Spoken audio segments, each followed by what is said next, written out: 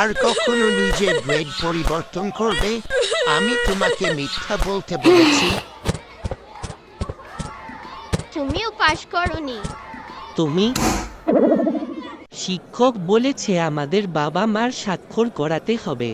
আর বাবা মাই গ্রেড দেখলে আমাদের পিঠের চামড়া আর পিঠে থাকবে না। ফিহা নোমান, আমি তোমাদেরকে স্কোর পরিবর্তন করতে সাহায্য করতে পারি। আমার কাছে একটি উপায় আছে। নাম্বারগুলো লাল কলম দিয়ে একটু ঠিক করলেই আর বোঝা যাবে না। কিন্তু নাবিলা আপু যদি মা বাবা বুঝে ফেলে? চিন্তা করো না, আমি সেই ব্যক্তি যে শেষবার রাফিকে স্কুল পরিবর্তন করতে সাহায্য করেছিলাম। কেউ বুঝতেই পারেনি।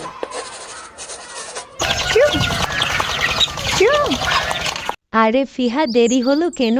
কোথায় গিয়েছিলি? আমরা আমাদের বাড়ির কাজ করতে ইয়াসমিন আপুর ক্লাসে গিয়েছিলাম। তোমরা দুজন পরীক্ষায় কেমন করেছ? শুনলাম ফারজানা পরীক্ষায় 95 পয়েন্ট পেয়েছে। আমি 88 পয়েন্ট পেয়েছি বাবা। আর ফিহা? তোমরা দুইজন সক্ষম হও নাই, তবে বাবা মাকে বোকা বানানো শুরু করেছ কবে থেকে? কি খবর? এমন করছো কেন বাচ্চাদের সাথে? ওরা আমাদের বোকা বানানোর জন্য পরীক্ষার খাতায় কি করেছো দেখো। নাম্বার কম পেয়েছো ঠিক আছে, পরের বার না হয় ভালো করতে। কিন্তু তোমরা গ্রেড পরিবর্তন করার সাহস পেলে কোথায়? আমরা তোমাদের ভালোভাবে পড়তে বলি কেন, বড় হলে বুঝবে। উঠানে বেঞ্চ নিয়ে যাও। মনে রেখো আজকে শাস্তি তোমরা কম স্কোরের জন্য পাচ্ছ না, বোকা বানানোর চেষ্টা করার জন্য শাস্তি পাচ্ছ। উঠানে বেঞ্চ নিয়ে যাও।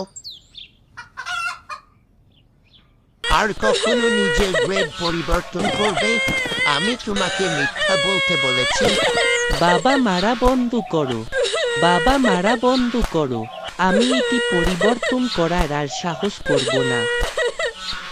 তোর বয়স কত? 7 বছর, আর এখন এভাবে মিথ্যা বলা শিখেছিস? মা, আমি ভুলছিলাম।